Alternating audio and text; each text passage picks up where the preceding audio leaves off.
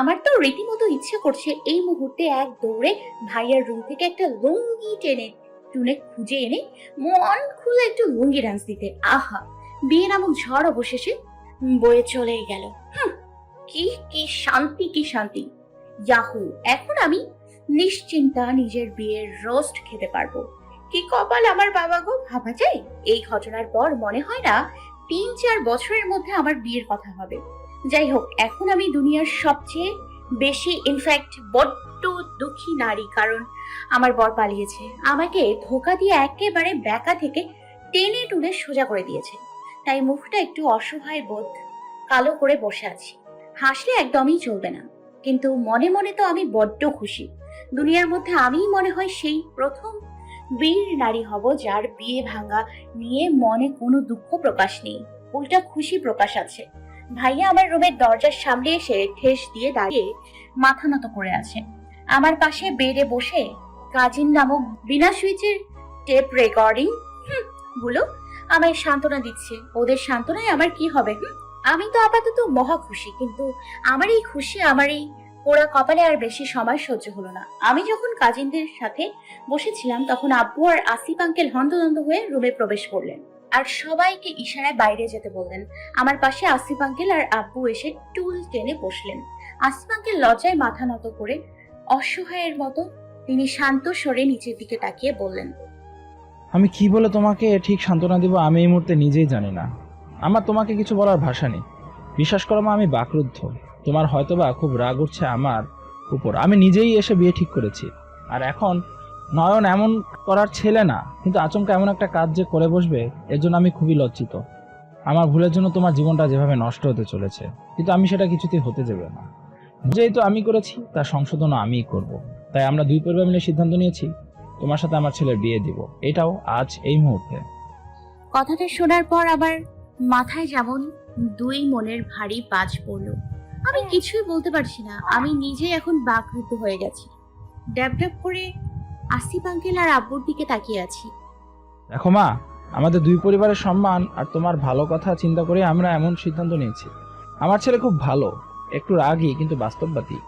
ও কখনো তোমাকে কোনোভাবে কষ্ট পেতে দেবে না, এই ভরসাটুকু তুমি আমার উপর রাখতে পারো। এখন আমি তোমার মতামত জানতে চাই, তুমি কি চাও? তুমি যদি রাজি না হও তাহলে এই বিয়েটা হবে না। আমরা তোমার উপর কোনো প্রকার চাপ সৃষ্টি বা জবরদস্তি করব না, তা আমি কথা দিচ্ছি। এই বলে আব্বু আর আসিফ আঙ্কেল রুম থেকে চলে গেলেন। তাদের যাওয়ার পরপরই আম্মু রুমে প্রবেশ করলেন। আমার তো রীতিমতো শরীর থরথর করে কাঁপছে, মাথা যেমন কাজ করা বন্ধ করে দিয়েছে। মস্তিষ্ক বারবার বলছে, এখন তুই কি করবি বাবু? নিজের স্বার্থের কথা ভাবি না নিজের আম্মু আব্বুর সম্মানের কথা? নিজেকে সামলে নেওয়ার চেষ্টা করেও ব্যর্থ হলাম। আম্মুকে থরথর করে কেঁপে কেঁপে বললাম, আম্মু তুমি আর আব্বু কি চাও? আমি এই বিয়েটা করি। আম্মু হতাশ হয়ে নিঃশ্বাস ত্যাগ করে কিছুক্ষণ চুপ থেকে বললেন, জানিস তো আম্মু, আল্লাহ আমাদের জন্য যা করে তা পূবে থেকে ভালো কিছু ভেবে চিন্তেই করে রাখে। হয়তো নয়ন তোর কপালে ছিলই না, তোর কপালে এমন কিছুই লেখা ছিল যার জন্য ঘুরে ফিরে এমনটাই হয়েছে। দেখ নাবু, আমাদের চাওয়াটা বড় না, তুই কি চাস এটাই বড়। সংসার তুই করবি, আমরা না। এই সব কিছু পুরো তোর উপরে ডিপেন্ড করছে। কিন্তু তারপরও বলবো, তুই যদি চাস তোর আব্বুর কথা ভেবে রাজি হয়ে যা। তোর আব্বু পুরো ভেঙে পড়েছে রে। মানুষটা তোকে নিজে থেকে বেশি ভালোবাসে, আর সেই তোর সাথে আজ এমন কিছু হতে দেখে সে পুরো নিশ্চুপ হয়ে গেছে। সেটা খারাপ না, আমার মন বলছে তুই তার সাথে সুখী থাকবি। আমি বিপরীতে মাথা নাড়িয়ে সম্মতি দিলাম আর অস্পষ্ট সুরে বললাম, আমি রাজি। হঠাৎ আনহা ভাবির কথায় আমার হুঁশ আসে। নাভিলা, কিছু বলছো? আলহামদুলিল্লাহ, বল। কাজী সাহেব অনেকক্ষণ ধরে তোকে তাড়া দিচ্ছে। আমি বিস্মিত হয়ে তাকিয়ে আছি ভাবির কথায় তার দিকে। তার মানে অর্ধেক বিয়ে পড়ানো হয়ে গেছে, এখন শুধু আমি বললেই শেষ বিয়ের কার্য, কারো নামের সাথে আমার নাম জুড়েও যাবে। হঠাৎ আম্মু এসে আমার কাঁধে হাত দিতেই আমি চোখ বুজে এক নিঃশ্বাসে বলে দিলাম, আলহামদুলিল্লাহ। বাসরঘর নামক অন্ধকার একটা রুমে এনে আমাকে বসানো হয়েছে, যেখানে বাসর ঘরের বয়ের কোনো ছিটে ফোটাও নেই। রুমটা ভারী অদ্ভুত, রুমে বেশি আসবাবপত্র নেই, হাতে গোনা 2-4টে ছাড়া। কিন্তু বেশ বড় সড়ো। আমার আর ভাইয়ার রুম মিলে এই রুমটা তো হবে। এত বড় রুম দিয়ে কি করে কে জানে। আমি এবার খাট থেকে নেমে সুইচের দিকে অগ্রসর হলাম। রুমে আপাতত লাইট জ্বলছে, কিন্তু ডিম লাইট, তাই রুমটা ভুতুড়ে লাগছে। লাইটের সুইচে হাত দিতেই কোথা থেকে যেন ঘড়ির টং টং আওয়াজ হয়ে উঠল। আচমকা এমন কিছু হওয়াতে ভয় পেয়ে গেলাম। ভয়ে বড় বড় চোখে পিছু ঘুরে তাকিয়ে চট করে বুকে থুথু দিয়ে নিলাম, আর বুকে হাত দিয়ে জোরে জোরে শ্বাস টানছি। অন্ধকারে বেলকনির আবছা মৃদু আলোতে ড্রেসিং টেবিলের ওপরে দেখা যাচ্ছে ঘড়িতে এখন প্রায় রাত 2টো বাজে।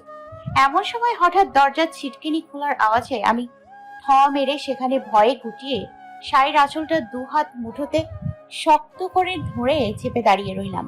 একটা ছায়া মানব দরজায় লাগিয়ে ধীরে ধীরে আমার সামনে আসতেই আমি কিছুটা পেছোতে লাগলাম। এক পর্যায়ে ড্রেসিং টেবিল সামনে ঠেকেও গেলাম। পুলিশ সামনে অগ্রসর হতেই বেলকুনির মৃদু আলোয় ওনার ওপর পড়তেই এ এ এ এ এ এ দ্রুত কাছে এসে এক হাত দিয়ে মাথার পিছনের চুলগুলো আঁকড়ে ধরে হিচড়ে কাছে টেনে আর এক হাত দিয়ে শক্ত করে মুখ চেপে ধরে বলল, ইউ ইডিয়েট, এভাবে চিল্লাচ্ছ কেন? ফিসফিস করে বলল।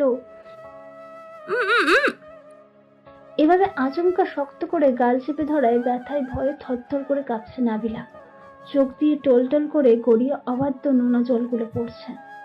এখন চুপ কেন? গলার ভলিউম কই গেল? সব ফুস, কথা বলছো না যে? আর কি ইডিয়েট কোথাকার? দাঁতে দাঁত চেপে বলল, বলতে আমারে আর দিলই কই। বেটা খচ্চর, আমার মুখ থেকে তো আগে তোর পাথর ঘাটের শক্ত হাত সরা, তারপর না হয় বলছি। আমার গালকে তো তোর কাছে আর গাল বলে মনে গণ্য হচ্ছে না, পুরো গালকে ভর্তা বানিয়ে ফেলছে। নাবিলার আবারও ব্যথায় কুকরিয়ে কিছুটা ছটফট করে শব্দ বলে উঠল। আবারও সেই কি করছে তখন থেকেই? জায়ান এবার কিছুটা বিরক্ত নিয়ে নাবিলার দিকে রুক্ষ চোখ ঝুঁকে নিয়ে তাকালো। বারান্দায় মৃদু আলোতে তার হিংস্র চেহারা এবার পুরোপুরি ভাবে স্পষ্ট বোঝা যাচ্ছে। হঠাৎ এত কাছে আসাতে নাবিলা এবার ভয়ে এক শুকনো ঢোক দিল। হঠাৎ এত কাছে আসছে হৃৎপিণ্ডের কম্পন জোরে বাড়তে লাগলো। হার্টবিটগুলো কেমন ঢাক ঢোল বাজাচ্ছে, ক্রমশ কেমন ধুক ধুক করে লাফাচ্ছে। মনে হচ্ছে এই তো এখনই বের হয়ে আসবে। মনে মনে যত সব দোয়া দ্রুত জানা আছে তা দ্রুত পড়তে লাগলো। ব্যথা সহ্য করতে না পেরে শেষে কাঁদো কাঁদো হয়ে জায়ানকে এবার তার চোখ দিয়ে মুখের দিকে তাকাতেই ইশারা করলো। জায়ান বিরক্তি নিয়ে নাবিলার ভুরু খাদ করে মুখের দিকে তাকাতে বুঝতে পারলো এতক্ষণ করার কারণ। সে চট করে নাবিলার মুখ থেকে হাত নামিয়ে দিল। এক হাত জায়গায় করে কিছুটা সরেও দাঁড়ালো, কিন্তু নাবিলার দিকে তার তীক্ষ্ণ নজর এখনো ত্যাগ করে তাকিয়ে আছে। সারা পেতে নাবিলা বুকে এক হাত গুজে জোরে জোরে শ্বাস নিতে লাগলো। আর একটুর জন্য মনে হচ্ছিল এই বুঝি এই যাত্রায় মরে যেত। হাঁপিয়ে হাঁপিয়ে জায়ানের উদ্দেশ্যে বলে উঠল, এইভাবে কেউ কাউকে চেপে ধরে? যদি দম আটকে বা বাই এনি চান্স আমি মরেই যেতাম তখন? What nonsense! সামান্য মুখ চেপে ধরায় কেউ মরে না, ওকে? যদি এত ইজিলি মুখ চেপে ধরায় মানুষ মারাই যেত, তাহলে আর এত শত কষ্টে প্ল্যানিং করে কাউকে নিখুঁতভাবে মার্ডার করার মতো প্ল্যান করতে হতো না। আর আমি অত জোরেও তোমাকে ধরি। সডান হয়ে দাঁড়িয়ে কিছুটা অ্যাটিটিউড আফতার নিয়ে বলল, যায় যায়, তা আপনার মতো শক্ত চামড়ার গন্ডার দানব বুঝবে কি করে? আপনাকে কি কখনো কেউ এইভাবে ধরেছিল যে বুঝবেন কতটা ঠিক কষ্ট হয়? আমার মুখকে তো আর অবশিষ্ট মুখ রাখেননি, একদম ফ্রিতে পেয়ে চটিয়ে ভর্তা বানিয়ে ফেলেছেন। বাবা গো বাবা, ভাবা যায় কি শক্ত আপনার হাত। কিছুটা কাছে তেড়ে এসে বলল। নাবিলা ভয়ে শুকনো ঢোক গিলে 2 কদম পেছাতেই অনুভব করলো দেয়ালের সাথে তার পিঠ একদম ঠেকে গেছে। এই যাত্রায় বাঁচার আর উপায় তার আর নেই। পিছে কোথাও যাওয়ার আর কোনো জায়গা নেই ও অবশিষ্টও বাকি নেই। দেয়ালের দিকে অসহায়ভাবে তাকিয়ে ভয়ে ভয়ার্ত সুরে বলে উঠল, এই আপনি আপনি এইভাবে বারবার এত এত আগাচ্ছেন কেন? আগে তো আমার সাথে ভুলেও কখনো এমন করতেন না। তুমি এইভাবে পিছাচ্ছ কেন? আগে তো তুমিও ভুলেও এইভাবে পিছাতে না।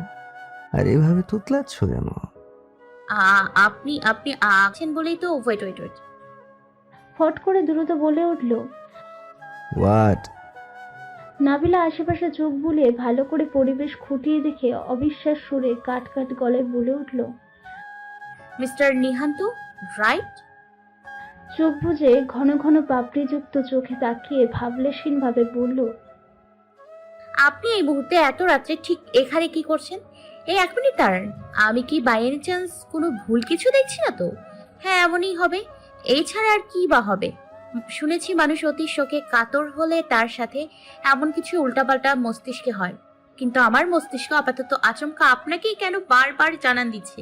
কি ভয়াবহ সাংঘাতিক ব্যাপার স্যাপার দেখছেন, যে আমাকে সহ্য করতে পারে না, কারণে অকারণে এত জ্বালায় অপমান করে, আমি তাকেই আমার দুর্ভিক্ষ সময় আমার পাশে এত কাছে দেখছি। ভারী অদ্ভুত কাণ্ড কারখানা। বলি, দেশে কি লোকের ভারী অভাব পড়েছে, তাই হবে হয়তো। নাবিলা কিছুটা বিস্মিত চাহনিতে ক্লান্তি সুরে বলে উঠল। হ্যাঁ আসলেই তো মিস। ও সরি, মিস তো আর এখন হবেই না, তাই থুকু। মিসেস জোহরা, আমি এই মুহূর্তে ঠিক এখানে আপনার সামনে কি করছি? ভারী অদ্ভুত ব্যাপার তো। ভুলে এসেছি বলে তো মনে হচ্ছে না। গালে হাত দিয়ে ভাবাভঙ্গিতে বলল। ডোন্ট টেল মি তুমি এইসবের কিছুই জানো না। আমাকে একদমই এই রুমে এক্সপেক্টও করোনি। এত রাত্রে ড্রামা করছো আমার সাথে, বুঝো না বুঝার নাটক করছো। ডান ভুরু কিছুটা উঁচু করে বলল। নাবিল এবার সন্দেহ দৃষ্টিতে বড় বড় চোখে জায়ানের দিকে তাকিয়ে দ্রুত ডানে বামে মাথা দুই দিকে দোলালো, যার অর্থ না সে আসলেই এই সবের কিছুই জানে না। জায়ান বিপরীতে কিছু না বলে গম্ভীর হয়ে কয়েক সেকেন্ড চুপ করে নাবিলার দিকে তাকিয়ে থেকে চট করে সরে আসলো। ড্রেসিং টেবিলের সামনে থেকে আলমারির কাছে সেই রুমের লাইট অন করলো। সাথে সাথে পুরো রুমে আলোকিত হয়ে গেল। নাবিলা চুপচাপ এতক্ষণ থ হয়ে দাঁড়িয়ে শুরু থেকে শেষ সব বোঝার চেষ্টা করছিল, কিন্তু কিছুই আর বুঝে উঠতে পারছে না। তার তো আজ বিয়ে হয়েছে, এটাও আসিফ আঙ্কালের ছেলের সাথে, তাহলে জায়ান বা কি বলছে তাকে? জীবনের প্রথম তার কাছে এই হিসেব নিকাশটা ভারী উল্টো পাল্টা লাগছে। কিছুতে কিছুর সাথে কিছু মিলতে যেমন পারছে না, সবকিছু হিসাব বিজ্ঞানের অনিশ্চিত হিসাব বলে মনে হচ্ছে। জায়ান হঠাৎ লাইট অন করাতে ভাবনায় ছেদ পড়ে। নাবিলা থতমত হয়ে ফট করে আশেপাশে একবার ভালো করে চোখ বুলিয়ে রুমের সবকিছু তীক্ষ্ণ নজরে পর্যবেক্ষণ করে নিল। আশেপাশে দেয়ালে জায়ানের কিছু ছবি দেখতে পেল, সাথে একটা ফ্যামিলির ছবিও দেখতে পেল, যেখানে অহনা, আসিফ আঙ্কেল, জায়ান আর নয়ন উপস্থিত আছে। মুহূর্তের মধ্যে এটা ক্লিয়ার হয়ে গেল যে সে আপাতত কোনো ভুল স্বপ্ন দেখছে না। ভাবনা থেকে বের হয়ে সে এবার তার সামনে দাঁড়ানো সুদর্শন ছেলের দিকে বিস্মিতভাবে তাকায়। নীল কালারের পাঞ্জাবিতে পরিহিত জায়ানের দিকে আলমারির থেকে হাতে একটি টি শার্ট নিয়ে ওয়াশরুমের দিকে অগ্রসর হচ্ছে। ওয়াশরুম গিয়ে ঠাস করে আওয়াজ তুলে দরজায় লাগিয়ে দিল। বোঝাই যাচ্ছে সে আপাতত রেগে আছে। এটা তাহলে বাস্তব, আমি তাহলে আসলেই জায়ানের সাথেই আছি। How this possible? How? Nabila এবার মাথায় দুহাত চেপে ধরে ধপাস করে বেডের উপর বসে পড়ল। আজ কি তাহলে তার জাতীয় শক্ত হওয়ার দিবস? এমন কোনো আদৌ দিবসও কি হয় তাহলে? হ্যাঁ হয়, তার জন্য হয়। বাই এনি চান্স তার সাথে কি তাহলে আজ জায়ান? আর কিছু ভাবতে আর পারছে না। মাথায় প্রচন্ড ব্যথা এসে গ্লাস করেছে। মিনিট 10 পর ওয়াশরুম থেকে ভেজা চুল মুছতে মুছতে বের হয়ে আসলো জায়ান। নীল পাঞ্জাবি চেঞ্জ করে কালো ট্রাউজারের উপর সাদা টি শার্ট পরেছে। চুল মুছতে মুছতে আর চোখে নাবিলার দিকে একবার তাকালো। সে আপাতত মাথা দুহাত বুঝে নিচের দিকে তাকিয়ে আছে। ঘুমিয়ে আছে না জেগে আছে কিছুই বোঝা সম্ভব হচ্ছে না। লালচে এলোমেলো কোড়া চুল দিয়ে মুখমণ্ডল পুরো ঢেকে আছে। জায়ান কিছু না বলে হাতের টাওয়ালটা চেয়ারের উপর রেখে চুপচাপ বেডের অপর পাশে গিয়ে শব্দহীনভাবে শুয়ে পড়ল। নাবিলার মুখ থেকে হাত সরিয়ে আচমকা তার পাশে জায়ানকে শুতে থেকে চট করে উঠে দাঁড়ালো। মুহূর্তে ইতস্তত করতে লাগলো। ডান হাত দিয়ে বাম হাত কচলাচ্ছে। আমতা আমতা করে সাহস সঞ্চয় করে এবার বলে উঠল। আর কিছু বলতেই এই মুহূর্তে আর পাচ্ছে না। সুর যেমন গলার নিচে সে সব আটকে পড়ে গেছে। জিভ দিয়ে ঠোঁট হালকা মৃদু ভিজিয়ে আবারও বলে উঠল, ভাইয়া, এই যে ভাইয়া, শুনছেন? এই যে ভাই। জায়ান তার ডাকে কোনো সাড়া দিল না। নাবিলা ভারী বিরক্তি লাগছে। এখন এমন একটা সিরিয়াস ম্যাটারে কিছু না বলে মানুষ নিশ্চিন্তায় ঘুমাতে পারে? হাউ দিস পসিবল ভাই? তার তো টেনশনে রীতিমতো মাথা ফেটে যাচ্ছে, আর উনি মহাশয় আরামে ঘুমাচ্ছেন। এটা কি করে সম্ভব? আশেপাশে আবারও নজর দিতে রুমের মধ্যে আলমারির পাশে আর বেডের সাইডে পুরো রুমের 3টে বুক সেলফের দিকে নজর পড়ল, যার মধ্যে ঠাসানো মোটা গোটা বই দিয়ে পুরো তাক ভর্তি। নাভিলার কাছে এটা ঘর কম আবদ্ধ কোনো লাইব্রেরি হিসেবে মনে হচ্ছে বেশি। কি অদ্ভুত রে রুম! হঠাৎ নয়নের বলা সকালে সেই কথা মস্তিষ্কে আসলো। আপনার কথাগুলো কিছুটা আমার ছোট ভাইয়ের মতো মনে হলো। ও সারাদিন বেশিরভাগ সময় মোটা কাটা বইয়ের মধ্যে ডুব দিয়ে থাকে, আর আমার সাথেও ঠিক এইভাবেই আপনার মতো কঠিন শব্দ ব্যবহার করে কথা বলে। তাহলে উনি এই বেয়াদবটারই কথা বলছে। আল্লাহ গো, ঘুরে ফিরে এই বেয়াদবটাই আমার কপালে লেখা ছিলে তুমি। কিন্তু কেন? আর কেউ কি আমার জন্য ছিল না? নাভিলা এবার রেগে জায়ানের দিকে তাকিয়ে উচ্চ স্বরে বলে উঠল। মিস্টার নিহান্ত শুনছেন? বলো। অস্পষ্ট স্বরে নড়ে চড়ে এবার সাড়া দিল। বলে আপনি এভাবে ঘুমাচ্ছেন কি করে? আপনার কি কোনো টেনশন হচ্ছে না? ভারী অদ্ভুত তো আপনি। আপাতত আমি বড্ড ক্লান্ত, ঘুমাতে দাও। আর নিজেও চুপচাপ শুয়ে পড়ো, এত প্যাচ প্যাচ করো না। তোমার না হতে পারে জামাই, আর তোমার জন্য আজ আমার যথেষ্ট শক্তি নষ্ট হয়েছে। তাই আপাতত তোমার মতো আজাইরার টপিকে টেনশন করার মতো আমার কোনো মুড অবশিষ্ট বাকি নেই। What do you mean by আজাররা টপিক? আপনার কাছে এই টপিকটা আজাররা বলে মনে হচ্ছে? তো কি? তো মানে আপনি এত অস্বাভাবিক রিয়াকশন কি করে দিচ্ছেন ভাই? আর এত শান্তভাবে কি করে কথাগুলো বলছেন? আমার তো মাথায় এটাই কিছুতেই আসছে না। কবুল বলার সময় ঘুমিয়ে থাকলে এমনই হওয়ার কথা। মানে কি বলতে চান আপনি? কিছু না। দেখুন, আপনি কিন্তু আমাকে রীতিমতো ইনসাল্ট করতেছেন। এমনি আমি এই সিচুয়েশনে ভারী চিন্তা আছি, কি থেকে কি হয়ে গেল আমার সাথে, এখন কি করা যায়। আর আপনি? তোমার যদি তাই বলে মনে হয় তাহলে তাই। এখন কি করা যাবে, সব তো অলরেডি শেষ হয়ে গেছে। জায়ান খাটের উপর কাত হয়ে শুয়ে চোখ যেই বলল। আচ্ছা একটা কথা বলুন তো, আপনার ভাইয়া হঠাৎ পালালো কেন? বিয়ে করতে চায় না সেটা সবাইকে বললেই তো পারতো। তার কি আগে কোনো রিলেশন ছিল? সেটা আমি কি করে জানবো? পালানোর আগে মনে হয় আমাকে সব বলে জানিয়ে পালিয়েছে যে আমি জানবো। চোখ খুলে নাবিলার দিকে তাকিয়ে কিছুটা ধমকে সুরে বলল। আজীব, এভাবে কথা বলছেন কেন? সুন্দর করেও তো শান্তভাবে বুঝিয়ে বলা যায় যে আপনি কিছুই জানেন না। আর সুন্দর ভাইয়া পালিয়ে তো আমার লাইফটা একদমই শেষ করে দিল।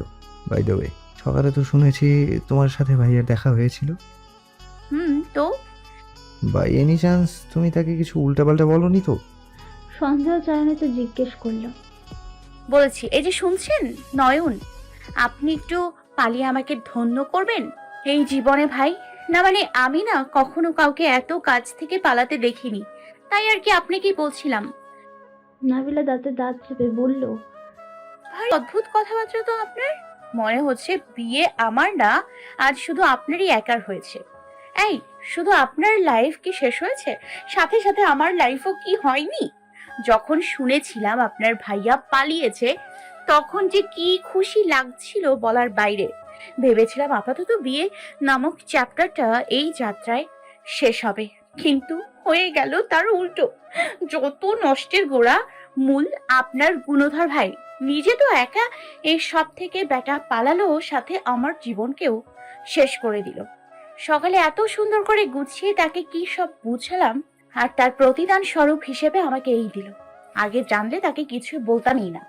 জায়ান শূন্য দৃষ্টিতে নাবিলার দিকে তাকিয়ে শোয়া থেকে উঠে হাঁটুতে ভর দিয়ে বসে বলে উঠল।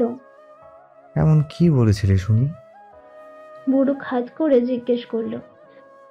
তেমন কিছুই না। আচ্ছা শুনুন, জি বলুন। আপনার ভাই পালালো কি করে? না মানে উনি কি আমাদের বাসায় আসেনি? আবার সেই একই টপিক, বারবার ঘুরে ফিরে তোমার এখানেই আসতে হয়। এই তোমার কি খুব কষ্ট হচ্ছে তোমার হতে হতে হতে না পারা বরের জন্য? হ্যাঁ হচ্ছে তো, সেই অনেক হচ্ছে। আপনি আমাকে দেখে বুঝতে পারছেন না? আজীব, আমাকে আজারা কামে না খোঁচালে আপনার হয় না। হ্যাঁ, না জ্বালিয়ে আপাতত যা জিজ্ঞেস করছি তা বলুন। কোমরে 2 হাত চেপে বলল। এসেছিল, একটা ফোন এসেছিল ভাইয়ার ফোনে, তা উঠে অ্যাটেন্ড করার জন্য বাইরে গিয়েছিল। এরপর আর ফিরে আসেনি। পরে ভাইয়াকে ফোন করলে ভাইয়ার ফোন সুইচ অফ আসে।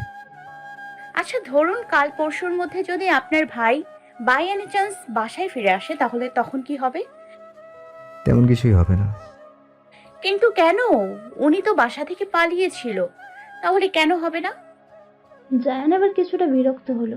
বিরক্তি নিয়ে বলে উঠল, তোমার কথা শুনে মনে হচ্ছে আমি এর আগে 2-4 বার বাসা থেকে এইভাবে হুটহাট পালিয়েছিলাম, তাই আমার কম বেশি এইসব ব্যাপারে এক্সপেরিয়েন্স আছে। এটা কি আপাতত তোমার কোনো নাটক সিনেমা বলে মনে হচ্ছে, যে বাসা থেকে পালিয়েছে বলে ত্যায্য ট্যায্য করে দিবে, বাসা থেকে তাড়িয়ে দিবে আর আসতেই দিবে না? হ্যাঁ, আজ মানবে না, কিন্তু 2 দিন পর বাসায় আসলে ঠিকই তারা মেনে নিবে, যতই হোক ফ্যামিলি বলে কথা। আমি ক্লান্তি হয়ে খাটের একপাশে বসে পড়লাম। আপাতত আর কিছু বলতে আর ভালো লাগছে না। একদিনেই আমার জীবনের 6 ঋতু, রাজ, সব আবহাওয়া দেখা হয়ে গেল। শুধু অস্পষ্ট সুরে বলে উঠলাম, জায়ান বিপরীতে কিছু আর বলছে না, সেও চুপ করে আছে। মাথা একটু ঝুঁকে দুহাত দিয়ে নিজের চুল আস্তে আস্তে টানছে। হঠাৎ মাথা ব্যথা এসে গ্রাস করেছে। নাবিলা খাটের সাথে হেলান দিয়ে বসে আছে। দুজনের মুড খারাপ। ওরা কেউ ভাবেনি এমনটা কখনো আচমকা তাদের সাথে হয়ে যাবে। ভাগ্যের খেলায় পরিহাসে তারা এত পাশাপাশিও কখনো আসবে। রাত বাড়ছে, গভীরতাও অনেক বাড়ছে। ঘড়িতে আপাতত 4টের কাছাকাছি বাজবে, কিন্তু ওরা এখনো পূর্বের ন্যায় ওভাবেই বসে আছে। কারোর মুখে কোনো কথা নেই, দুজনেই চুপ। ঘুমে নাবিলার চোখ কেমন লেগে আসছে, তারপরেও সে একইভাবে বসে বসে ঝিমোচ্ছে। জায়ান সেটা আর চোখে খেয়াল করলো। আবার খুব ঘুম পাচ্ছে, আমি ঘুমাবো। এই বলে জায়ান বেডের একপাশে গিয়ে শুয়ে পড়ল। এই আমারও খুব ঘুম পাচ্ছে, আমিও ঘুমাবো, কিন্তু কোথায়? আমার রুমে তো লাইব্রেরি তাক ছাড়া আর কিছুই দেখছি না। আপনার রুমে তো কোনো সোফার সেটও নেই, থাকলে তো সেখানে আপাতত আমি একটু ঘুমোতে পারতাম। সোর্সে যে বাধ্যতামূলক রুমে থাকতেই হবে এমন কথা আদৌ কোথাও নির্দিষ্ট করে গোটা অক্ষরে বলা আছে? ওগুলো নাটক সিনেমাতেই থাকে, বাস্তব জীবনে কেউ রুমে সোফা সেট নিয়ে রাখতে চায় না। তাহলে উপায়? আমি এখন কোথায় ঘুমাবো? ভাষণ না দিয়ে উপায় বলুন। জায়ান কিছু না বলে বেডের মাঝ বরাবর একটা বালিশ রেখে বলল, আপাতত তুমি চাইলে এভাবে ঘুমাতে পারো, সকাল হতে বেশি সময় আর নেই। এখন তোমার ইচ্ছা, তুমি ঘুমালে এখানে ঘুমাও, বসে থাকতে চাইলে এখানে বসে এভাবে ঝিমাও, এটা পুরোপুরি তোমার ব্যাপার। আমি ঘুমালাম। এই বলে জায়ান ঘুরে কাত হয়ে শুয়ে পড়ল। নাবিলা আর কথা না বলে খাটের একদম কিনারা ঘেঁষে চেপে শুয়ে পড়ল। তার আপাতত প্রচন্ড ঘুম পেয়েছে, তাই অযথা তর্কে না গিয়ে ঘুমানো শ্রেয় বলে তার কাছে মনে হলো। জানালা ভেদ করে মৃদু বাতাসে পর্দার ফাঁকে ফাঁকে রোদের এক চিলতে ফালি রুমে এসে প্রবেশ করে জানান দিচ্ছে সকাল হয়ে গিয়েছে। একটু রোদের ফালি নাবিলা চোখের উপর আছড়ে পড়তেই সে চোখ কুঁচকে আড়মোড়ে পিট পিট করে তাকায়। তাকাতেই সে সাথে সাথে 440-এর হাই ভোল্টেজ ঝটকা খায়। ভয়ে থতমত খেয়ে দেখে সে আপাতত জায়ানের বাহুডোরের ওপর আষ্টে পিষ্টে জড়িয়ে ধরে শুয়ে আছে। তার আর জায়ানের মাঝে বিন্দু মাত্র কোনো জায়গায় অবশিষ্ট নেই। কোল বালিশ নামক কোনো বস্তু আপাতত তাদের মাঝে নেই। জায়ানের এত কাছে আসে নাবিলার কেমন জানি অদ্ভুত শিহরণ বয়ে যাচ্ছে মনে। হঠাৎ জায়ানের হার্টবিট থেকে কেমন জানি ধুক ধুক মিষ্টি শব্দও আজ শুনতে পেল নাবিলা। নাবিলা কান পেতে কাছে গিয়ে সেই আওয়াজ শোনার চেষ্টা করল, কিন্তু জায়ানের ঘন ঘন ভারী গরম নিঃশ্বাস কপালে এসে পড়াতেই নাবিলা চমকে মাথা উঁচু করে জায়ানের দিকে তাকায়। এই মুহূর্তে আমার কাছে ঘুমন্ত জায়ানকে দেখতে অনেকটাই স্নিগ্ধ লাগছে কেন জানি। ছেলেটা এত সুন্দর কেন? কিসের এত স্নিগ্ধ তার মাঝে? আমি বারবার খুঁজে পাই। আজ তার এত কাছে এসে তার কাছ থেকে কেমন খুঁটিয়ে খুঁটিয়ে দেখতে ইচ্ছে জাগ্রত করছে। সিল্কি চুলগুলো কেমন এলোমেলো হয়ে উড়ে বেড়াচ্ছে ফর্সা কপালে আছড়ে ছিটিয়ে। ঘন ঘন পাপড়ি যুক্ত চোখের উপর রোদ আসতে কপালটা কেমন নিমিষেই কুঁচকে ফেলেছে।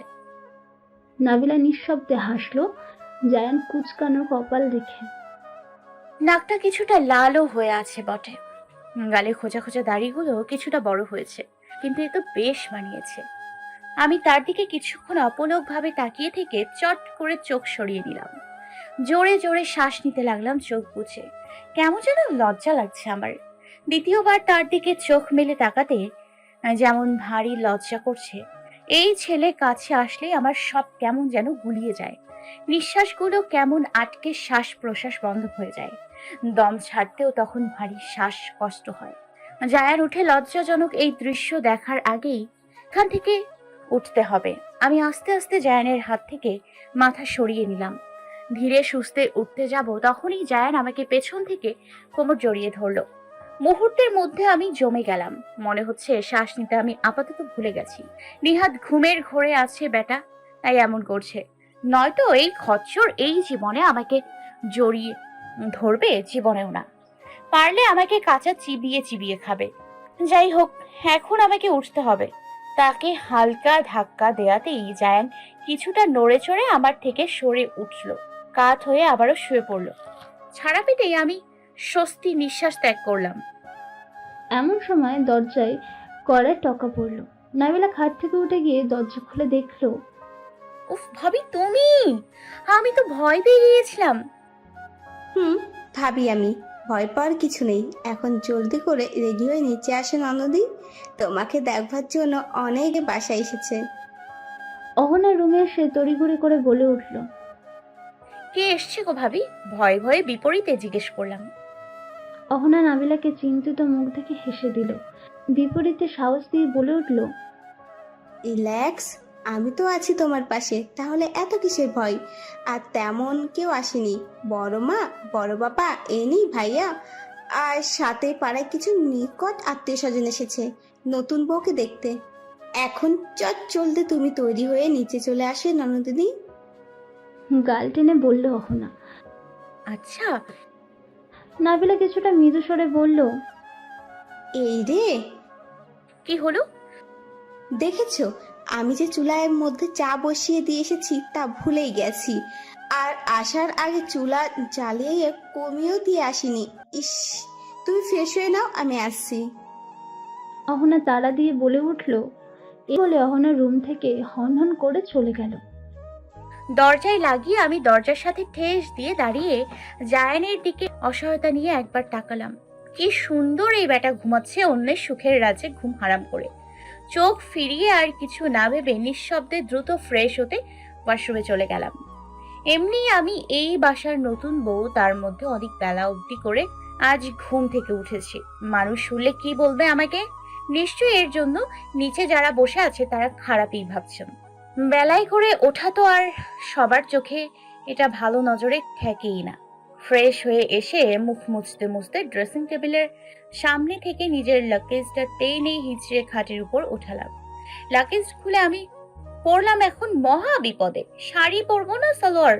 কি পরলে এখন এই সময় ভালো হবে, এই ভেবে ভেবেই দাঁড়িয়ে দাঁড়িয়ে দাঁত দ্বারা ডান হাতের নখ খেতে খেতে ইতস্তত করতে লাগলাম। ঘাড় কাত করে ঘড়ির দিকে তাকিয়ে দেখি 9:30 বাজছে। আরে আল্লাহ, এখন আমি কি করব? সময় তো খুব দ্রুত চলে যাচ্ছে। শাড়ি তো আমি ঠিক করে আম্মু ছাড়া পরতেও পারি না। আর নতুন বউ প্রথম দিনে সালোয়ার পরলে যদি কেউ কিছু বলে? ভাবিও তো আর আসছে না আমাকে ডাকতে যে আমি তাকে জিজ্ঞেস করব। উফ, কি এক ঝামেলা। আর 7-5 না ভেবে লাল কালারের একটা কামিজ চট করে লাগেজ থেকে হাতে তুলে নিয়ে ওয়াশরুমে দ্রুত পায়ে অগ্রসর হলাম। যে যাই ভাবুক তাতে আমার আসলে কিছুই করার নেই। পরেরটা পরে দেখা যাবে, আপাতত এটা পরে নিচে যেতে পারলেই চলে। সালোয়ার পরে ড্রেসিং টেবিলের সামনে গিয়ে দাঁড়ালাম। চুলগুলো আছড়ে মোটামুটি সেট করে নিলাম। ঠোঁটের জোড়াতে টকটকে লাল কালারের লিপস্টিক দিয়ে মাথায় লম্বা 1 ঘন্টা টেনে নিলাম। ব্যাস, আমি রেডি। এখন আপাতত নিচে যাওয়া যাক। রুম থেকে বের হওয়ার আগে কি জানি ভেবে একবার পিছে ঘুরে তাকালাম ঘুমান্ত জায়ান দিকে।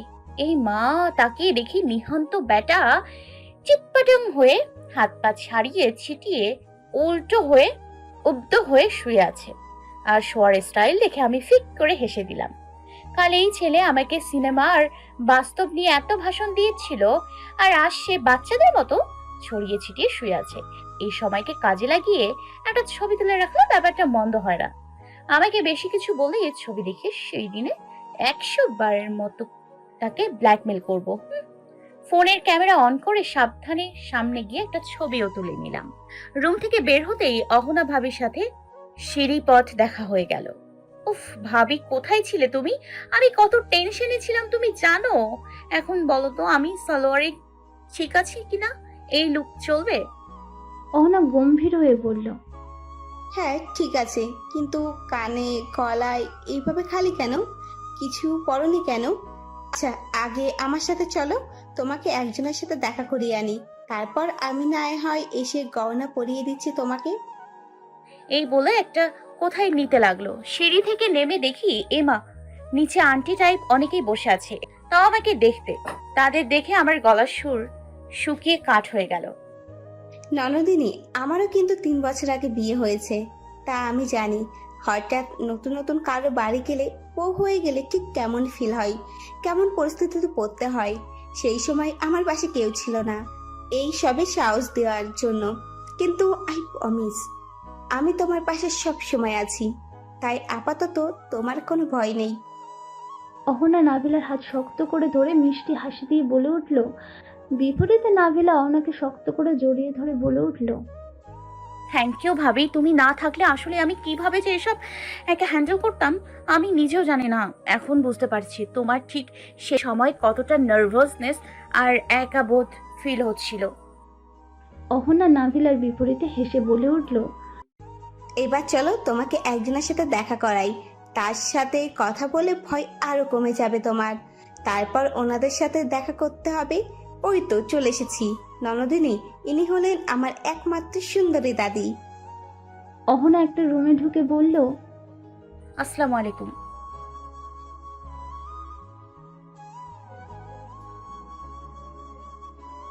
হাসিমুখে হাতের ইশারায় কাছে আসতে বললেন।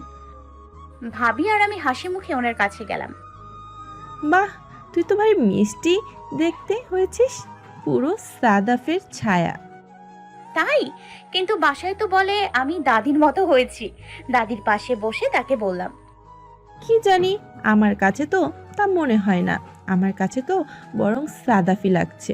সেই চোখ, সেই দাওয়া, হয়তো আমি তোর দাদিকে দেখিনি তাই। আমারও তাই মনে হয়, দাদি আমি আব্বুর মতোই হয়েছি। অনেকক্ষণ নাবিলার দিকে নিখুঁতভাবে দাদি তাকিয়ে অহনার উদ্দেশ্যে বলে উঠলেন। আমার গম্ভীর নাতিটার সাথে ভালো মানিয়েছে, তাই না রে অহনা? ঠিক বলেছে দাদি, দেখতে হবে না কার ননদিনী আর ভাই, তাই তো দুজনকে একসাথে বেশ মানিয়েছে। তো ওর সাথে সংসার করতে পারবি তো? আমি জানি হঠাৎ করে এইসব মেনে নেওয়াটা তোর পক্ষে এখন অনেকটা অস্বস্তিকর বোধ হবে। তা হওয়ারই কথা। বিয়ে হওয়ার কথা ছিল নয়নের সাথে, আর হয়েছে জায়ানের সাথে। মেনে না নেওয়াটাই কি অস্বাভাবিক না? আমি দাদির বিপরীতে এখন কি বলবো বুঝে উঠতে পারছি না, তাই চুপ করে মাথা নিচু করে ফেললাম। আমাকে চুপ থাকতে দেখে দাদি আমার হাতের উপর নিজের হাত রেখে আবারও বলে উঠলেন। ভয় হচ্ছে তাই না? আসলে ভয় হওয়ারই কথা। জায়ানটা যা রাগী বদমেজাজি যে কেউই ওকে ভয় পায় না। কিন্তু আসল কথা কি জানিস? ওর মনটা অনেক ভালো, অনেক ফ্রেশ। যাকে একবার মন থেকে ভালোবেসে ফেলে তার খুশির জন্য সব কিছুই করতে পারে। নারকেল যেমন বাহির থেকে কঠোর কিন্তু ভেতর থেকে কামলতা নরম, জায়ানও ঠিক সেই রকম। ও কিছুটা চাপা স্বভাবের, সহজে নিজের কথা কিছুতেই প্রকাশ করতে চায় না। নিজের কথা নিজের মধ্যেই সীমাবদ্ধ রাখে, বাহিরে প্রকাশ করে না। তাই ওকে তোর কাছে হয়তো শক্ত মনের মানুষ মনে হবে, কিন্তু ও এমন না। আমি জানি তুই ওকে একদিন ঠিক বুঝে উঠতে পারবি। কি পারবি তো? আমি দাদির কথায় লাজু কথায় হালকা হেসে বলে উঠলাম, হুম। বৌমা যখন বেঁচে ছিল তখন সংসারটায় এক চঞ্চলতা প্রাণ ছিল, যে প্রাণে সব কিছু আনন্দময়ীভাবে গোছানো ছিল। মেয়েটা চলে যাওয়ার পর সংসারে আর আগের মতো সেই প্রাণ উল্লাস নেই। ভাব থাকবেই কি করে? নিজের সাথে করে যে সেই প্রাণ নিয়ে গেছে। কিন্তু এখন এই সংসারটা তোর, তোকে এই সংসার থেকে সংসার করতে হবে, সবার খেয়াল রাখতে হবে। আমার রকচাটা দাদু ভাইয়ের সকল দায়িত্ব দিতে হবে, সব সময় তার বিপদ আপদে ছায়া হয়ে পাশে থাকতে হবে। এই অগোছালো সংসারটা সব সময় অনেক সুন্দরভাবে গুছিয়ে রাখতে হবে। এই বুড়িটার সাথে প্রতিদিন এসে গল্প করতে হবে, একা হাতে সবাইকে সামলাতে হবে। পারবি তো? আগেই বলে নিলাম, মেয়ের দায়িত্ব কিন্তু তোমার অনেক। পারবে তো তা করতে? ইনশাল্লাহ পারবো। দাদির সঙ্গে এমন আরো টুকটাক কথা হলো, কিন্তু বেশিরভাগ কথাই ছিল জায়ানকে ঘিরে। জায়ান ছোটবেলায় কেমন ছিল, এখন কেমন, এমন নানান ধরনের কথা। দাদির সাথে কথা বলে এখন মনটা অনেক হালকা হয়ে আসলো। দাদিটা আসলে অনেক ভালো। তার মধ্যে এখনো কিশোরী কালের সেই চঞ্চলতা, চমক কিছুটা আছে। তাই তো জায়ানকে কিভাবে টাইট দিয়ে রাখবো তাও আমাকে শেখাচ্ছে। এমন দাদি শাশুড়ি পাওয়া আসলেই মহা মুশকিল, কিন্তু আমি ভাগ্য করে একটা পেয়ে গেছি। প্রথম দিনেই আমি তার সাথে অনেকটা ফ্রি হয়ে গিয়েছি। যাক, কাউকে তো পাওয়া গেল নিজের মতো। এখন আমাকে ভার্সিটিতে কিছু বললেই ডাইরেক্ট দাদির কাছে বিচার দিব। এখন আর নো ছাড়াছাড়ি। কিছুক্ষণ আগে সেই ভয় আর কাজ করছে না। দাদির সাথে কথা বলাকালীন রুমে কিছু আন্টি টাইপ আত্মস্বজনের সাথে দেখা হয়ে গেল। দাদির রুমেই আমার দেখাদেখির পর্ব শেষ হলো। মৃদু হালকা বাতাসে জানালার কলা পাতা রঙের পর্দাটা থেমে থেমে উঠছে। বাতাসের সাথে তাল মিলিয়ে সে যেন আজ মনের আনন্দে উল্লাসে উঠছে। তার সাথে পর্দার ফাঁকে ফাঁকে এক ফিলতে কড়া মিষ্টি রোদ রুমে প্রবেশ করে জানান দিচ্ছে বেলায় অনেক হয়ে গিয়েছে, এখন আর সকাল নেই। সকাল ঘনিয়ে তো দুপুর হতে চলল। খাটের উপর রোদের তাপ চোখে মুখে আছড়ে পড়তে, কপাল কুঁচকে আড়মোড়া মুড়ি করতে বিরক্তি নিয়ে জায়ান চোখ জোড়া খুলল। ডিপ ডিপ ভাবে তাকিয়ে এক হাত বাড়িয়ে বালিশের নিচ থেকে অলস ভঙ্গিতে ফোন বের করে সময় দেখে নিল। আপাতত 12:30 বাজে। ফোন অফ করে বালিশের নিচে আবারও রেখে দিল। সাইড থেকে কাঁথা টেনে পুনরায় মাথা থেকে চোখ বুঝতে নিতে কি জানি ভেবে মাথা থেকে কাঁথাটা চট করে নামিয়ে ফেলল। শোয়া থেকে উঠে বসে রুমের আশেপাশে চোখ বোলাতে লাগলো, কিন্তু অশান্ত চোখ আপাতত আশেপাশে কারোর উপস্থিতি টের পেল না। কিন্তু খাটের উপর নজর পড়ল একটা ল্যাপটপের দিকে। কিছুক্ষণ সেই দিকে তাকিয়ে খাট থেকে নেমে ওয়াশরুমে চলে গেল ফ্রেশ হতে। রান্নাঘরে অসহায়ভাবে এক কোণায় দাঁড়িয়ে আছে নাভিলা। এই বাসায় নিয়ম নাকি নতুন বউকে প্রথম দিন সবার জন্য দুপুরে রান্না করতে হয়। তার পাশে দাঁড়িয়ে আছে অহনা আর বড় মা। নাভিলাকে কিছুটা ইতস্তত করতে দেখে বড় মা বলে উঠলেন, তুমি পারবে তো? না পারলে আমাকে বলতে পারো, সমস্যা নেই। আমি আর অহনা মিলে না হয় আজকে রান্নাটা সব করে নিচ্ছি। আমি পারবো, সমস্যা নেই। হাসি মুখে বিপরীতে বলে উঠল নাভিলা। কারোরই কিন্তু হেল্প নেওয়া যাবে না, বুঝে বলছো তো? একা হাতে পারবে গোটা 15 থেকে 20 জনের খাবার রান্না করতে? সমস্যা নেই বড় মা, আমি পারবো। ভাবি আর আপনি নিশ্চিন্তে থাকতে পারেন। বলে তো ফেললো, এখন নিজেই চিন্তায় আছে সে কি আসলে পারবে তো। রান্না সে মোটামুটি জানে, কিন্তু এতগুলো মানুষের রান্না একসাথে করেনি, তাই কিছুটা ভয় হচ্ছে। ঠিক আছে, তাহলে আমি আর অহনা আপাতত বাইরের দিকটা সামলাচ্ছি, তুমি এই দিকটা সামলিয়ে নিও। কোনো সমস্যা হলে আমাকে ডাক দিও। আচ্ছা। সিঁড়িতেই নেমে আশেপাশে চোখ বোলাতে বোলাতে ড্রয়িং টেবিলের সামনে আসলো জায়ান। কি ভাইয়া, এতক্ষণে তুমি উঠলা? অ্যানি, জায়ানের কাজিন বলল। পাশে থেকে অ্যানি অভিযোগের সুরে বলে উঠল, ওই একটু দেরি হয়ে গেল আর কি। মাথাটা প্রচণ্ড ধরেছে রে, রাত্রে ভালো করে ঘুম হয়নি। বসো, তোমাকে আমি নাস্তা দিই। নাস্তার পর না হয় তোমার জন্য গরম গরম কফি বানিয়ে নিয়ে আসছি। নাস্তার টেবিলে বসতে বসতে, আপু কই রে? এনি দেখছি না যে। দাদের রুমে হয়তো গেস্টদের সাথে কথা বলছে। ও, সবাই খেয়েছে? তুমি বাদে আপাতত সবাই খেয়েছে। ও, তা তোদের নতুন ভাবিকে দেখছি না যে। ইতস্তত করে বলে উঠল জায়ান। কেন, খুব চোখে হারাচ্ছিস বুঝি? পিঠের মধ্যে দুম করে এক কিল বসিয়ে দিয়ে বলে উঠল আবার। মারলি কেন? জায়ান ভেবাচাকা খেয়ে বলল, দেখি চুপচাপ বিয়ে করলি কেন? বড় হয়ে যে এখনো বিয়ে করেনি সেই খেয়াল কি আছে তোর? আমার কথা ভেবেও তো একটু ওয়েট করতে পারতিস, শালা খবিস। আপনার পাশে চেয়ার টেনে বসে পড়ল। তাহলে কি তোকে কোলে করে নিয়ে করবো শালা? আবার যে নিজের বিয়ে ছিল আমি নিজেই তো জানতাম না। তোরে আর কি আগে থেকে কমু। ভাগ্যিস তুই কিছু জানতিস না, তাই তো ঘুম থেকে উঠে বউকে একদিন পার না হতে হতেই ভারী চোখ হারাচ্ছিস। চোখ টিপ দিয়ে বলে উঠল, হোয়াট রাবিশ। আমি এই জায়ান কিনা কে না কে কালকের বাইরে সেই মেয়েকে চোখে হারাচ্ছি। How funny. জোকসটা ভালোই ছিল। বুঝিস, এনে ছোটবেলায় আম্মু খাওয়াচ্ছে সুজি, আমরা এখন সবই বুঝি। তাই তো।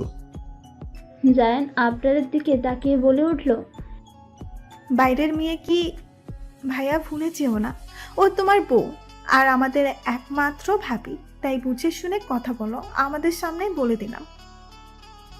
সবই বুঝলাম। তা উনি কই, যার জন্য এত কিছু? রান্নাঘরে। এই সময় রান্নাঘরে ও কি করে? অ্যানির বিপরীতে জায়ান খাওয়া বন্ধ করে ভুরু খাত করে বলে উঠল, হঠাৎ বাইরে শো শো করে তুমুল বাতাস বইছে। আকাশে ভার হয়ে গুড়ুম গুড়ুম আওয়াজ তুলছে। সেই আওয়াজে পাখিগুলো উড়ে উড়ে নিজের বাসার উদ্দেশ্যে গন্তব্য পথ ছুটছে। শুভ্র মেঘগুলো ছোটাছুটি করে গম্ভীর হয়ে ধীরে ধীরে কালো রূপে পরিণত হচ্ছে। রান্নাঘরের জানালাগুলো বাতাসের ধাক্কায় একে অপরের সাথে লেগে শব্দ করে নড়ে চড়ে বন্ধ হয়ে আসছে, আবার নিজ গতিতে হালকা খুলছে। বাতাসের চারপাশে জানান দিয়ে দিচ্ছে কিছুক্ষণ সময়ের ব্যবধানে হয়তো তুমুল বৃষ্টি আসবে। গাছপালাগুলো কিছুক্ষণ পরপর উল্লাসে ছন্দ সেজে নড়ে চড়ে নিচে উঠেছে।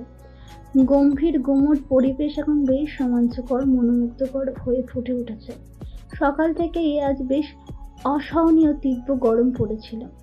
বৃষ্টি আসার আহ্বানের মিছিলে চারপাশ মুহূর্তে ঠান্ডা শীতল হয়ে আছে। পরম আরামদায়ক শান্তি সৃষ্টি হয়ে গেছে। ঠান্ডা বাতাস থেকে একটা মিষ্টি ঘ্রাণ নাকে ভেসেও আসছে। এই অসময়ের মুষলধারে বৃষ্টি মানেই তরুণ তরুণীদের মনের মুহূর্তে মন মস্তিষ্ক এক চিলতে শুকে নিতে দেওয়া। ব্যালকানি বা ছাদের সেই ধোয়া ওঠা কফির কাপের চুমুকের সাথে এই সময়কে চোখ বুজে উপভোগ করে ওঠা। কিন্তু আজকে এই বৃষ্টিতে নাবিলার মনে সুখের সেই শয়ের ছিটে ফোঁটা এনে দিতে সক্ষম হয়নি। তাই তো সে বাইরের দিকে কোনো ভ্রুক্ষেপ না করে কোমরে বুকের মধ্যে গায়ের লাল জর্জেটের ওড়নাটা পেঁচিয়ে বেঁধে রেখেছে। কোমরের দুহাত গুজে রান্নাঘরে বেসিনেও তাকের উপর অসহায়ভাবে তাকিয়ে আছে। কি রেখে কি দিয়ে এখন আগে কি শুরু করবে সেটাই আপাতত ভেবে বুঝে উঠতে পারছে না। মাথা শুধু ঘুরপাক খাচ্ছে। বেসিনের ওপর লাল বড় ডিশের মধ্যে আস্ত একটা বড় সাইজের রুই মাছ পানিতে ভিজিয়ে রাখা আছে, যা এখনো কাটা হয়নি। সাথে আস্তভাবে 3-4টে মুরগি সেই একইভাবে রাখা আছে। এখন এগুলো রান্না করতে হলে সর্বপ্রথম তাকে কাটতে হবে, তারপর ধুয়ে গুছিয়ে চুলায় রান্নার আয়োজন বসে থাকে। কিন্তু সেই তো এগুলো কিভাবে কাটে তাই ঠিক করে জানে না। আর জানবেই বা কি করে, সে এইগুলো আগে কখনো করেইনি। সাদা চকচক তাকের টাইলসের ওপর পলিব্যাগে কিছু সবজি উকি দিয়ে ছড়িয়ে ছিটিয়ে অগোছালো ভাবে রাখা আছে। কিছুক্ষণ আগে মুন্না নামে এক ছেলে বাজার থেকে টাটকা সবজি এনে তাকে রান্নাঘরের দিকে গেছে। আজকে রান্নার জন্য নাবিলার এখন প্রচন্ড কান্না আসছে, সাথে নিজের ওপর ভীষণ রাগ উঠেছে। তার আম্মু তাকে কত করেই না আগে বলতো মাছ মুরগি কিভাবে কাটতে হয় তা শিখে নিতে। যদি বিয়ের পরের দিনই তাকে প্রথম মাছ কাটতে দেয় তখন সে কি করবে? তখন সে নাক ছিটকে বড় গলায় আম্মুর বিপরীতে প্রতিবাদের সুর জানিয়ে বলতো, মাছ কাটতে হলে আমার জামাইকে দিয়ে বাজার থেকে কাটিয়ে আনবো। এই নিয়ে আম্মু তুমি আর বেশি চিন্তা করো না। আর যদি কেটে না আনে তাহলে সিম্পল খাবোই না। আর খেতে বেশি মন চাইলে তুমি আছো না, রান্না করে পাঠিয়ে দেবে। আর না হলে বরং আমিই তোমার কাছে এসে খেয়ে যাব। সেই সময় যদি আম্মুকে এত বড় বড় কথা না বলে তার থেকে কাটাটাই একটু ভালো করে শিখে নিতাম, তাহলে আজকে এইভাবে অসহায়ভাবে তাকে কান্না করতে আর হতো না। এইভাবে দাঁড়িয়ে থাকলে তো আর তার চলবে না। যেহেতু কথা দিয়ে ফেলেছে যে আজকে সে রান্না করবে, সময় তো হাতে আর বেশি নেই। 12:45 বাজে। 2:30 বাজতে আর কতক্ষণ?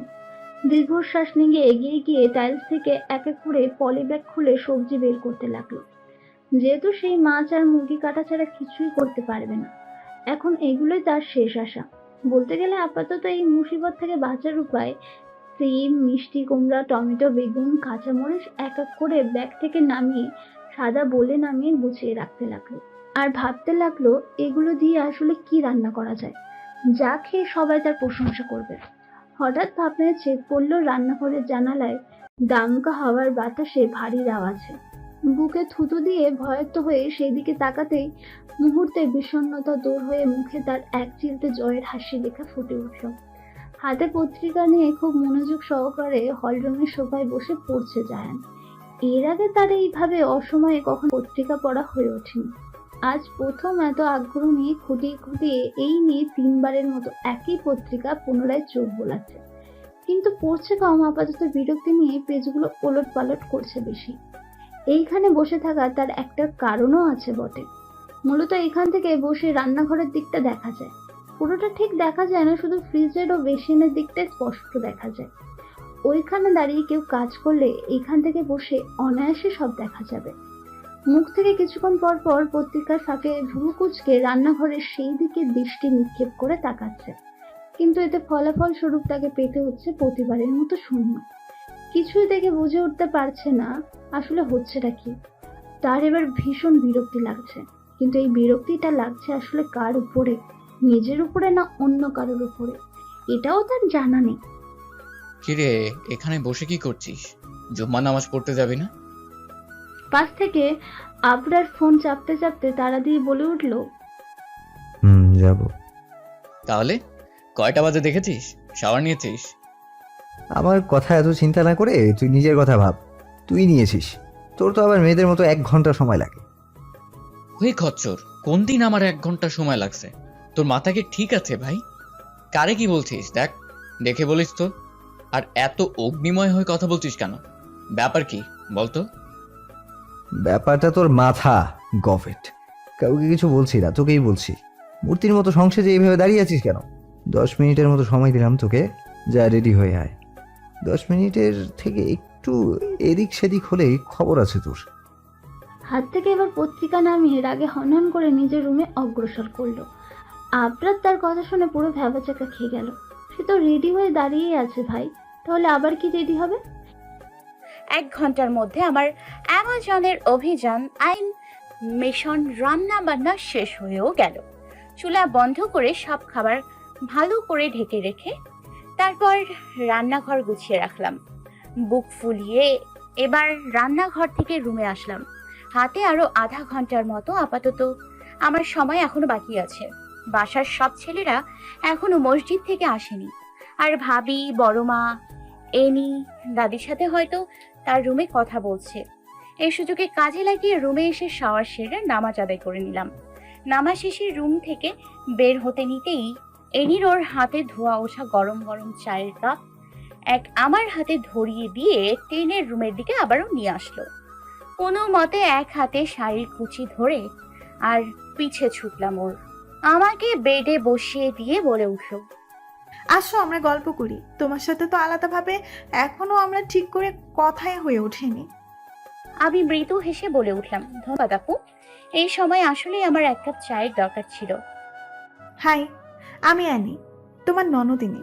আমাকে তোমার মনে আছে তো ভাবি? হ্যাঁ আছে, 3 বছর আগে তোমাকে ভাবির বিয়েতে দেখেছিলাম। জুতার গেট ধরা নিয়ে তুমি কি গন্ডগোলই না করেছিলে। অ্যানি লজ্জা পাবার ভঙ্গিতে বলে উঠল, তোমার এখনো সব মনে আছে? কিছুটা। আমার কিন্তু এখনো সব মনে আছে। তুমি আগে থেকে বেশ কিউট আর গুলুমুলু হয়েছো। কিসে পড়ো তুমি? আপু? ও সরি, এখন তো আর আপু না, ভাবি হবে। অনার্স 1ম বর্ষ। তুমি? ও, আমি অনার্স থার্ড ইয়ারে, এবার ফাইনাল এক্সাম দিব। তাহলে তো তুমি জায়ান ভাইয়া আর আমার জুনিয়র। জায়ান ভাইয়া কিসে? আরে জায়ান ভাইয়া তো মাস্টার্স পড়তেছে। কেন, জানো না তুমি? নাবিলার মনে পড়লো রিয়াও লাইব্রেরিতে সেই দিন তাকে এমন কিছু বলেছিল। তার মানে লোকটা এত বড়, সেই তো মনে করেছে অনার্স ফাইনাল ইয়ার হয়তো হবে। গ্রাজুয়েশনটা কমপ্লিট করে বিয়ে করে নিল, আর তার বাবাও দিয়ে দিল। সে জায়গায় তার আদরের নিজের একমাত্র গুণধর ভাই 3 বছর ধরে পড়াশোনার পাঠ কমপ্লিট করে এখনো বসে আছে তার সত্যিকারের সেই ভালোবাসার মানুষকে হারিকেন দিয়ে খোঁজার সন্ধানে। কি ভাবো, আমার ভাইয়া কিন্তু মাস্টার্স করার পাশাপাশি এখন ব্যবসার দিকও সামলাচ্ছে। টেনশন নেই, বস বেকার নয় আমার ভাই। তবে আল্লাহ, লোকটা তাহলে চিল্লানো ছাড়া কাজের কাজও করে, ভাবা যায়? দেখে তো বোঝাই যায় না সেই যে এত কামের। তাহলে আমার কোনো অকামের ছেলের সাথে বাবা বিয়ে দেয়নি। যাক বাবা, বাঁচা গেল। অ্যানি ফ্যাক করে হেসে বলে উঠল, তুমি তো ভারী মজার মানুষ দেখছি। তাহলে তো তোমাদের বেশ জমবে ভালো করেই। এই কুমড়ো পটাশটার সাথে জমবে কিনা জানি না, কিন্তু কেউ আমার হাত থেকে নিস্তার আর ইহকালে সহজে পাবে না, তার গ্যারান্টি আপাতত তোমাকে দিচ্ছি আপু। বেশ ভাব নিয়ে বলে উঠল নাভিলা। চা কেমন হলো সেটা বলো আগে, ভালো লেগেছে? নাভিলা খাট থেকে উঠতে উঠতে বলল, অনেক ভালো হয়েছে। তোমার চা খেয়ে শরীরে যে এতক্ষণ ম্যাচ ম্যাচ করছিল তা নিমিষেই দূর হয়ে গিয়েছে। Mass mass. অ্যানি দুষ্টু হাসি দিয়ে বলল। নাভিলা চোখ পাকিয়ে বিপরীতে তাকাতেই সে তাড়া দিয়ে বলে উঠল, চলো নিচে যাওয়া যাক, ভাইয়ারা মনে হয় এসে পড়েছে। নাভিলা চায়ের কাপ ড্রেসিং টেবিলের উপর রেখে এগিয়ে এসে বলে উঠল, তার আগে আমাকে একটু হেল্প করো আপু। কি হেল্প? আমি একদমই শাড়ি পরতে পারি না, কোনোভাবে পেছিয়ে এই আমি তোমার সামনে দাঁড়িয়ে আছি। যে মুহূর্তেই ঠুস ঠাস করে হোঁচট খেয়ে চিটপটাং হয়ে পড়ে যেতে পারে, তাই আর আগেই একটু ঠিক করে দাও। ইনোসেন্ট ফেস করে ঠোঁট উল্টিয়ে বলল। অ্যানি হেসে দিয়ে বলল, আচ্ছা এদিকে আসো। সিঁড়ি দিয়ে নামতে নিতেই সামনের মানুষকে দেখে থমকে দাঁড়ালাম। সেও আমাকে দেখে একইভাবে দাঁড়িয়ে আছে। আমি অবাক হয়ে তার দিকে এগিয়ে বলে উঠলাম, আরে আপনি ভাইয়া এখানে? হ্যাঁ, তুমি এখানে কি করো? আমি তো এই 1 মিনিট দাঁড়া দাঁড়া, তোরা কি একে অপরকে চিনিস? কেমন আছো? আলহামদুলিল্লাহ। আপনি কেমন আছেন ভাইয়া? ভালো। তা এখানে কি করছো? না মানে, এটা তোমার কোনো রিলেটিভের বাসা? আরে রিলেটিভের বাসায় কি করছিস রে? এত নাফিলা জায়ান ভাইয়ের বউ, আমাদের একমাত্র ভাবি। কি? হ্যাঁ, এইভাবে চিল্লাচ্ছিস কেন? অ্যানি কানে 2 হাত দিয়ে বলে উঠল। অ্যানি রে, দুনিয়াটা আসলেই গোল। আবরার অবিশ্বাস সুরে বলে উঠল, মানে? তাই না তো কি, যার কাছ থেকে চড় আদান প্রদান করলো ঘুরে ফিরে আজ সেই তার বউ হয়ে গেল। মানে কি বলতে চাস? বুঝছিস জানি, এখন চড়ে চড়ে সব হয়। আমাকেও এই ফর্মুলা দ্রুত ইউজ করতে হবে। আগে কেন করলাম না ভাই? চড় যে এত হেল্পফুল হবে আমি তো জানতামই না। বিরক্তি নিয়ে ভেজা চুলে হাত বোলাতে বোলাতে বাসায় প্রবেশ করলো জায়ান। বাইরে আপাতত তেমন বৃষ্টি নেই, কিন্তু মুষলধারে অজর হালকা বৃষ্টি হওয়াতে গায়ে খয়েরি রঙের পাঞ্জাবিটা কিছু অংশ ভিজে গায়ে লেপ্টে আছে। কয়েক ধাপ সিঁড়ি বেয়ে ওপরে নিজ রুমের উদ্দেশ্যে উঠতেই পিছন থেকে জেগে উঠল বড় বাবা। জায়ান, জায়ান থেমে গেল, পিছনে তাকিয়ে মিষ্টি হাসি দিয়ে বলে উঠল, জি বড় আপু, কিছু বলবে? এই সময় আবার উপরে কোথায় যাচ্ছিস? রুমে যাচ্ছিলাম, কোনো কাজ ছিল বড় আপু? থাকলে বলতে পারো, সমস্যা নেই, আমি করে দিচ্ছি। তোর কি মনে হয় জায়ান বেটা, আমি শুধু কাজ থাকলেই তোকে ডাক দিয়ে উঠি, এছাড়া আর ডাক দিতে পারি না? জায়ান চুল চুলকে ইতস্তত কণ্ঠে বলল, এমন কিছু না বড় আপু। হ্যাঁ, হয়েছে হয়েছে বেটা, আর কিছু বলতে হবে না এখন আমাকে। রুমে পরে যায়, আপাতত সবার সাথে বসে লাঞ্চটা সেরেই নেই। একটু পর আস্তে আস্তে একে এক করে সব মেহমান চলে আসতে শুরু করবে, তখন আর ঠিক করে কিছু খাওয়ার সময়ই পাবি না। বিপরীতে জায়ান কিছুক্ষণ চুপ থেকে ছোট করে বলে উঠল। আচ্ছা চলো। সিঁড়ি থেকে নেমে ড্রয়িং রুমে অগ্রসর হতেই মাঝপথে মুন্না পথ আটকিয়ে জায়ানকে কিছুটা ভেজা অবস্থা দেখে মুন্না তড়িৎ গড়ি নিয়ে বলে উঠল, এই কি ভাইজান, আন্নে এত ভিজলেন কেমনে? খালো জানো তো দেখলে চিল্লাইবে না। আন্নের না ভিজলে মাথায় ভীষণ হাতের পিঠে আরম্ভ হয়, সাথে সেই বদমেজির রোগে এসেও আক্রমণও তো ভর করে। ওই কি জানি নাম করে ওইটার ইংলিশে, না শন, সে হয় মনে পড়ছে, শন না শন না শনটাইসের আছে, হয় হয় হয় এটাই শনটাইসের। অবশেষে উচ্চারণ করে বলতে পেরে মুন্না দাঁত কেলে হেসে উঠলেন। গবেট, ওটা সন্টোইসে তা সাইনোসাইটিস হবে। তুই ইংলিশকে পুরো দমে ইহাকালে বিংলিশ করেই ছেড়ে দম ছাড়বি। আপাতত তুই একটা কাজ কর, আমার রুম থেকে গিয়ে আমার টাওয়েলটা বারান্দা থেকে নিয়ে আয়। জায়ানের বলতে দেরি, মুন্নার আর যেতে দেরি নেই। বড় আপু ডাইনিং এর থেকে ডাক দিতে জায়ানার সেখানে না দাঁড়িয়ে দ্রুত পথে ডাইনিং টেবিলে এসে আবরারের পাশে চেয়ার টেনে বসে পড়ল। কিরে, এতক্ষণ কোথায় ছিলিস তুই? আর এত ভিজলি কিভাবে? তোর কাছে না ছাতা ছিল তাহলে? ফিসফিস করে আবরার বলে উঠল, আর বলিস না, আসার সময় রাস্তায় হঠাৎ স্যারের সাথে দেখা হয়ে গেল। স্যারের কাছে কোনো ছাতা ছিল না, তাই আমারটা আসার সময় তাকে দিয়ে এসেছি। মসজিদ তো বাসা থেকে অত দূরেও না, শুধু 5 মিনিট দূরেই পথ, তাই আমার আসতে তেমন সমস্যা হয়নি। জায়ান বিপরীতে শান্ত কণ্ঠে বলল, ও, তা কোন স্যারের সাথে তোর আবার দেখা হলো? ফারুক স্যারের সাথে। তা মনে আছে তোর স্যারের কথা? ভুরু নাচিয়ে জিজ্ঞেস করলো, হার মনে করাইস না তাই খাটাসকে। এই জীবনে বেটা শয়তানকেও হার মানে আর রেকর্ড করে ছাড়ছে। শয়তানও তার সব কৃতিকালাপ দেখে তাকে মনে মনে বলছে, থাম ফারুক্কা, এবার একটু থাম, আর কত আমাকেও হার মাইবি। জায়ান হেসে দিল আবরারের কথায়। আর যাই হোক, স্কুল জীবনে আবরারকে তো আর খান ধরিয়ে ক্লাসের বাইরে দাঁড় করিয়ে রাখেনি ফারুক স্যার। তুই হাসোস কেন শালা? কই হাসলাম, ঘবেট। ওহো, আমি তো ভুলেই গেছি, তুমি তো আমার কষ্টে হাসবাই। তুমি না হাসলে কে হাসবে আমার উপর? আর তুমি যে ফারুক্কার চোখে 1 নাম্বার ভালা ছাত্র ছিলা, যে পড়া ছাড়া পুরো ক্লাসরুমে আগা মাথা কিছুই বুঝতে চাইতো না, আর ফারুক্কাও তোরে ছাড়া কিছুই বুঝতো না। শুধু তোর জন্য আমাকে ফারুক স্যার থেকে স্কুলে কম কথাও শুনতে হয়নি। তোরা দুইটাই এক ক্ষেতের তেড়ামুলা ছিলিস। What do you mean by তেড়ামুলা? তার জানার জন্য 2 দিন অপেক্ষা কর বালক। কেন? 2 দিন পর তোর নিজের ববি তোকে ভালো করে ব্যাখ্যা দিয়ে বুঝিয়ে দিবেন তুই যে কত বড় একটা তেড়া মাল। জায়ান আবরারের অদ্ভুত কথায় প্রথম ভুরু কুঁচকালো। পর মুহূর্তে মস্তিষ্কে বউ কথাটা নাড়া দিতেই সে কিছু বলতে নিতেও থেমে গেল। কয়েক সেকেন্ড দ্রুত পলক ফেলে মাথা তুলে তাকালে এতক্ষণ তার আশেপাশে কথা তেমন খেয়ালই ছিল না।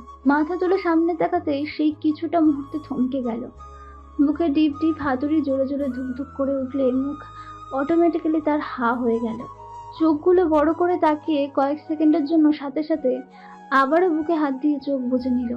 দম যেমন তার আপাতত আটকে আছে। টেবিলের ওই পাশে তার ঠিক মুখোমুখি সামনে দাঁড়ানো রমণীর দিকে। রমণী? না না, বউ। হ্যাঁ, বউই তো হবে। এটাও তার একমাত্র বিয়ে করা, আর কি বা হবে তার? কথাগুলো কয়েকবার মনে আওয়াজতে ভেবে পুনরায় তাকালো তার সামনে দাঁড়ানো সেই মেয়েটির দিকে। পরনে তার বাঙালি স্টাইলের শাড়ি, মাথায় ঘোমটা দেওয়া। এই ঘোমটায় তার সৌন্দর্য যেন তার চোখে আরো 1000 গুণ বাড়িয়ে তুলেছে। হাত দিয়ে যখন লাজুকতা হেসে ঠোঁট নাড়িয়ে কথা বলতে বলতে মাথার ঘোমটা টেনে বারবার ঠিক করছে, তখন হাতের মোটা স্বর্ণের চুড়িগুলো নিত্য সেজে হাতে ওঠা নামার সময় কেমন চকচক করে উঠেছে। লালচে কোকড়া চুলগুলো এলোমেলো আধখোপা করা, যা ঘোমটা ভেদ করে তার নজর এড়াচ্ছে না। সব থেকে অদ্ভুত ব্যাপারটা হলো, এত ঠান্ডা পরিবেশেও মেয়েটার কপালে নাকে কিছুটা বিন্দু বিন্দু শিশির মুক্ত দানার মতো কয়েক ফোঁটা ঘাম জমে আছে। ফোলা ফোলা টসটসে গালগুলো আপাতত লাল বর্ণ রূপ ধারণ করেছে। কানে একজোড়া ছোট স্বর্ণের দুল, চেহারায় আপাতত সাজ বলতে শুধু গাঢ় লাল টুকটুকে লিপস্টিক দেওয়া। নাকে ছোট ডায়মন্ডের নাকফুল, যা এর আগে তার চোখে পড়েনি। কালো তো আর নাকে কোনো ফুল ছিল না, তাহলে আজ হঠাৎ জায়ান খেয়াল করলো ডাইনিং রুমে জানালার কাঁচ ভেদ করে বাইরের থেকে এক চিলতে মৃদু হালকা আলো সে নোজপিনটার উপরেই পড়তে কিছুক্ষণ পর পর ফর্সা চেহারায় কেমন চিকচিক করে চিলিক দিয়ে উঠছে। এই দৃশ্যটা দেখতে তার কাছে কি অপরূপ না সুন্দর লাগছে। আচ্ছা, বিয়ে হলে কি সব মেয়েদের একদিনের ব্যবধানে এতটা ভিন্ন দেখায়? তখন কি তাদের ঠিক এতটাই মুগ্ধতা দেখায়, না শুধু তার বউকেই আজ তার কাছে এত বেশি লাগছে? আচ্ছা, মেয়েটার এত রূপ কেন? এই রূপের যেন আদৌ দেখা তার শেষ নেই। প্রতিনিয়ত এক এক রূপের সাথে সে পরিচয় হচ্ছে, কখনো প্রতিবাদ রূপে, রাগিত রূপেই, কখনো হাসি মুখে, আবার কখনো লাজু কথায়। যেই রূপে সে প্রতিনিয়ত ধীরে ধীরে ঘায়েল হচ্ছে। হঠাৎ জায়ান খেয়াল করলো আনএক্সপেক্টলি তাদের ড্রেসের রং কিছুটা না, অনেকটাই হুবহু মিলে গেছে। কয়েক সেকেন্ডে কুঞ্চিত ভুরু আরো খাত করে খুঁটিয়ে খুঁটিয়ে দেখে অস্পষ্ট সুরে বলে উঠল, লাল লাল, ও না, খয়েরি। না না, খয়েরিও হবে না।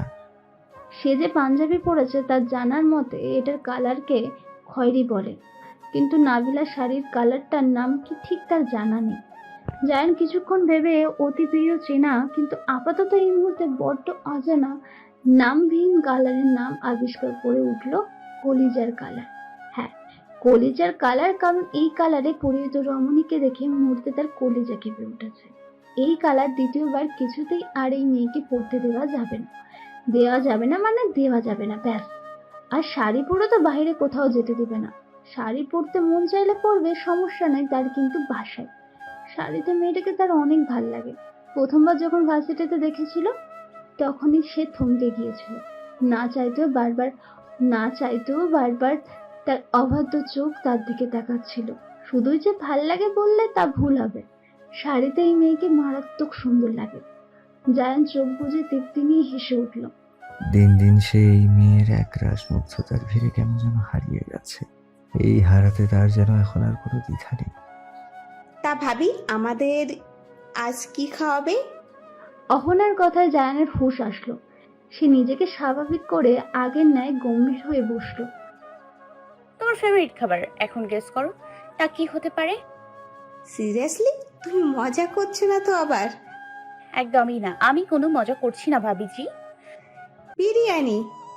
না, কিছুটা কাছে যেতে পেরেছো, আর একটু গেস করো। তাহলে নিশ্চয়ই তেহেরি হবে। অ্যানি বলল। না। তাহলে কি বা হতে পারে? অহনা বলল। তা একটু ভাবো। ওয়েট, আমি বলতেছি কি রান্না করেছে।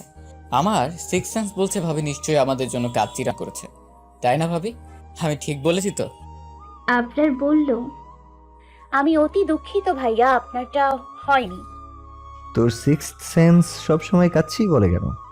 টেবিলের উপর যেহেতু এতগুলো লেবুর পিসেস, আমের আচার আর আলু ভাজা রাখা আছে, সেহেতু কাচ্চি, বিরিয়ানি, তেহেরি রিলেটেড কিছুই রান্না হয়নি, বরং খিচুড়ি টাইপ কিছু রান্না হয়েছে, সেহেতু তাতে আচার লেবু যায়।